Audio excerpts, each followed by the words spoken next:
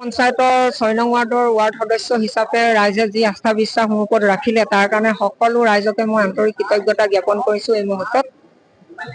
আৰু ইমান বিতৰ্কৰ মাজত যে মোৰ ওপৰত যে আস্থা ৰাখিলে তাৰ কাৰণে মই খুব আনন্দিত হৈছো।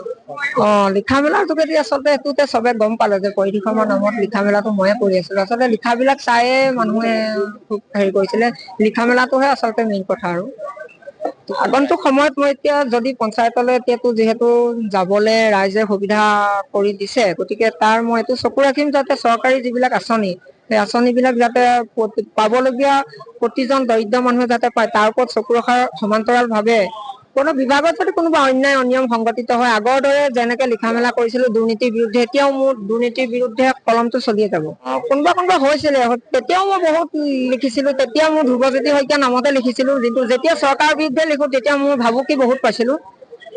গতিকে সেইকাৰণে মই ছদ্মনামটো গ্ৰহণ কৰিলো। আচলতে পঞ্চায়তৰ ৬ নং ৱাৰ্ড সদস্য হিচাপে ৰাইজে যি আস্থা বিশ্বাস মোৰ ওপৰত ৰাখিলে তাৰ কাৰণে সকলো ৰাইজকে মই আন্তৰিক কৃতজ্ঞতা জ্ঞাপন কৰিছো এই মুহূৰ্তত। আৰু ইমান বিতৰ্কৰ মাজত যে মোৰ ওপৰত যে আস্থা ৰাখিলে তাৰ কাৰণে মই খুব আনন্দিত হৈছো। লিখা মেলাৰ যোগেদি আচলতে এইটোতে চবে গম পালে যে পৰিধি শৰ্মাৰ নামত লিখা মেলাটো ময়ে কৰি আছিলো। আচলতে লিখাবিলাক চায়ে মানুহে খুব কৰিছিলে। লিখা মেলাটোহে আচলতে মেইন কথা। আৰু আগন্তুক সময়ত মই এতিয়া যদি পঞ্চায়তলৈ এতিয়াতো যিহেতু যাবলৈ ৰাইজে সুবিধা কৰি দিছে, গতিকে তাৰ মই এইটো চকু ৰাখিম যাতে চৰকাৰী যিবিলাক আঁচনি, সেই আঁচনিবিলাক যাতে পাবলগীয়া প্ৰতিজন দৰিদ্ৰ মানুহে যাতে পায়, তাৰ ওপৰত চকু ৰখাৰ সমান্তৰাল ভাৱে কোনো বিভাগত যদি কোনোবা অন্যায় অনিয়ম সংঘটিত হয়, আগৰ দৰে যেনেকে লিখা মেলা কৰিছিলো দুৰ্নীতিৰ বিৰুদ্ধে, এতিয়াও মোৰ দুৰ্নীতিৰ বিৰুদ্ধে কলমটো চলিয়ে যাব। কোনোবা হৈছিলে, তেতিয়াও মই বহুত লিখিছিলো। তেতিয়া মোৰ ধ্ৰুৱজ্যোতি শইকীয়া নামতে লিখিছিলো, কিন্তু যেতিয়া চৰকাৰৰ বিৰুদ্ধে লিখো তেতিয়া মোৰ ভাবুকি বহুত পাইছিলো।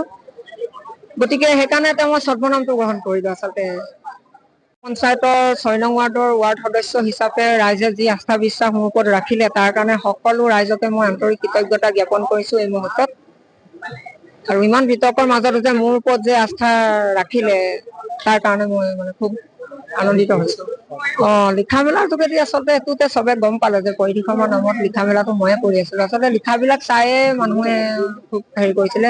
লিখা মেলাটোহে আচলতে মেইন কথা। আৰু আগন্তুক সময়ত মই এতিয়া যদি পঞ্চায়তলৈ এতিয়াতো যিহেতু যাবলৈ ৰাইজে সুবিধা কৰি দিছে, গতিকে তাৰ মই এইটো চকু ৰাখিম যাতে চৰকাৰী যিবিলাক আঁচনি, সেই আঁচনিবিলাক যাতে পাবলগীয়া প্ৰতিজন দৰিদ্ৰ মানুহে যাতে পায়, তাৰ ওপৰত চকু ৰখাৰ সমান্তৰাল ভাৱে কোনো বিভাগত যদি কোনোবা অন্যায় অনিয়ম সংঘটিত হয়, আগৰ দৰে যেনেকে লিখা মেলা কৰিছিলো দুৰ্নীতিৰ বিৰুদ্ধে, এতিয়াও মোৰ দুৰ্নীতিৰ বিৰুদ্ধে কলমটো চলিয়ে যাব। কোনোবা হৈছিলে, তেতিয়াও মই বহুত লিখিছিলো। তেতিয়া মোৰ ধ্ৰুৱজ্যোতি শইকীয়া নামতে লিখিছিলো, কিন্তু যেতিয়া চৰকাৰৰ বিৰুদ্ধে লিখো তেতিয়া মোৰ ভাবুকি বহুত পাইছিলো। গতিকে সেইকাৰণে মই ছদ্মনামটো গ্ৰহণ কৰিলো। আচলতে